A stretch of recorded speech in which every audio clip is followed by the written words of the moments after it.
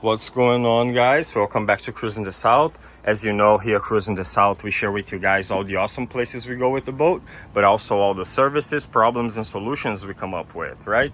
So I wanted to do an episode on, hesitation and loss of power, because it's a really common issue on Mercruisers, and it can be one of 100 things, right? But usually it always ends up coming down to the same things, or at least it's good to know several scenarios, so at least you know where to look, right? Let's start with this one right here. This engine here was losing power gradually for a little bit there, right, until to the point where I tried to get the boat on plane, and this engine only got to like 3,200 RPMs, and you wouldn't go anymore. I could like give gas or nothing, and nothing would change. Where this one, like if I give a little bit more gas, you like, whoa, go crazy. This one was not keeping up with it. After going through my entire fuel rails, doing everything that I thought it could have been, checking fuel pressure and what's not, I even left a pressure gauge on my fuel rail right there, and I have a fuel flow meter there telling me how much fuel is consuming, and the engine has a bypass fuel system rail, so like the gas that's not used by the engine goes back to the tank. That way the pump never percolates and what's not, so there was but a lot of things to look when you start having loss of power, right?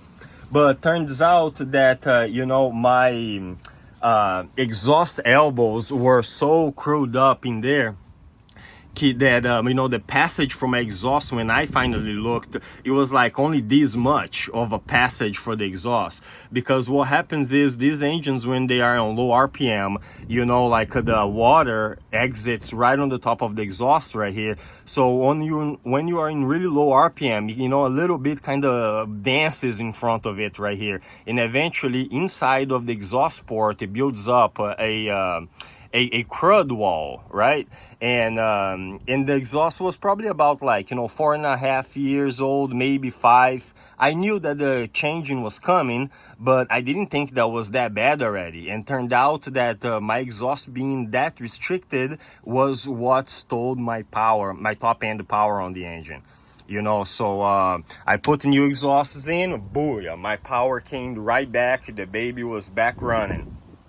Now, so that was that with this one, so like if you lose a little bit of top end power and you can't really figure it out what it is, look what inside of the exhaust. Your exhaust is probably all crewed up in there, and and it's normal, it's nothing really you can do, like that's what they do. That's why these exhausts are reasonably cheap too, especially if you have a full closed cooling system.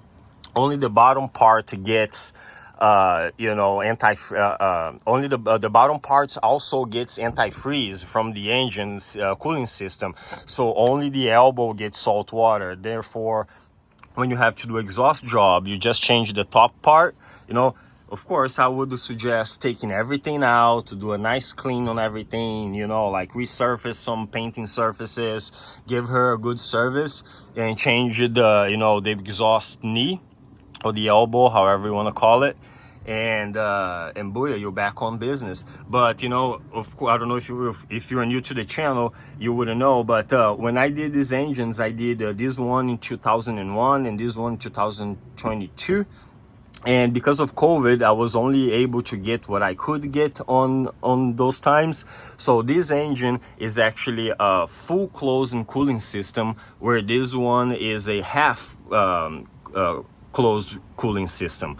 What that means is that this one gets salt water through the entire exhaust and it's dumped out. Only the engine has antifreeze, where this one, not just the engine is cooled by antifreeze, but also the bottom half of that exhaust system right there. So like only the knee here is the one that's getting the salt water that is cooling the antifreeze that goes back into the engine, up the exhaust and back around, and so that's the hesitation on this engine. Now on this engine right here, I just went through a No, not hesitation, sorry. This one, loss of power. Now, this one here, I just went through some hesitation between 2,700 RPMs and 3,000 RPMs. And as I was getting to that RPM, you know, she would set back a little bit and then kind of, you know, stumble back into it and then start going. And I chased my tail with this one because, you know, everything was fine into that point. You know, the boat was running great into that very specific RPM. So, and I couldn't find any discrepancies. So I kept looking. I took everything apart, and eventually I got to the fuel pump. And I was like, let me take the fuel pump apart so I can look at all the seals. And I have extra fuel pumps, even if I had to like Frankenstein a couple of fuel pumps to make one good one. All I needed was to find a problem with it, right? Okay, 1 second, guys. Let me just see if I can fish a little fish right here. You gotta be on. I couldn't, but maybe next time. So, you know, so I was like, hey, maybe if I can, you know, I'll get to a couple bad fuel pumps and make a good one. Let me see what's going on. But after looking all the seals and, you know, the breeders, I couldn't find anything wrong with it. But what I did notice was that when I took it apart, that it was mad easy to take it apart. So as a rookie, I guess, you know, I never checked that before I took the fuel rail apart over there, which is on that engine, but I'm gonna show you right here because this engine is right here, right? So before I took the fuel rail apart, because this fuel pump sits on the top of the water pump, right? That's how this fuel pump is excited. So before taking it all apart, I should have checked to see if all these screws here were nice and tight, right? Because I took everything apart and I didn't quite check this connection because I was losing prime on the fuel rail when my generator was on, right, for you know, a substantial amount of time, and I was going to start this engine. This engine was kind of like I don't know, not pressurizing the fuel rail rapidly enough, to the point where sometimes I had to go down there and use a prime ball to prime the line so the engine would finally start kicking in. So, and I think once the engine warmed up, the seal would actually seal and she would work fine. But I never saw any fuel leaking down there and what's not. So if there was a open gap or a passage per se, would it be on the vacuum side, right? Because it was letting air in. Because if it was on the pressure side, I would see fuel immediately, right? And of course, I was chasing my tail down there for a minute. I would have seen it, you know, like I had no gas leaks anywhere. Everything checked good, but the system was weak. Right, and then like, you know, once you take the fuel pump apart, it's like, hey, is either ripped bad or something's going on, right? Like, what is it? Tell me what it is and I fix it. But, you know, I couldn't find anything wrong. So after installing the new fuel pump, you know, the fuel pump that I got the two best tops and spring systems that I could out of 3 pumps, and I made one good one, and I installed it back. And booyah, like, yo, the system pressurized in a second. My, you know, revving it up, my 6 psi was on the pump. You know, she was beautiful. The problem was gone. So, you know, I guess if you got a little hesitation, check your fuel pump rail, you know, or the fuel pump itself. Because mine, I think, was just the screws of the fuel pump itself too loose.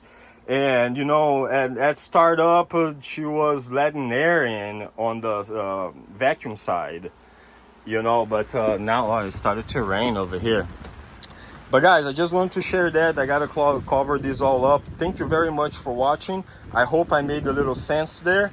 And if you have any questions, let me know, and I'll keep sharing all the problems I come up with and solutions. And thank you very much. And let me run from this rain. Thank you guys. Bye-bye.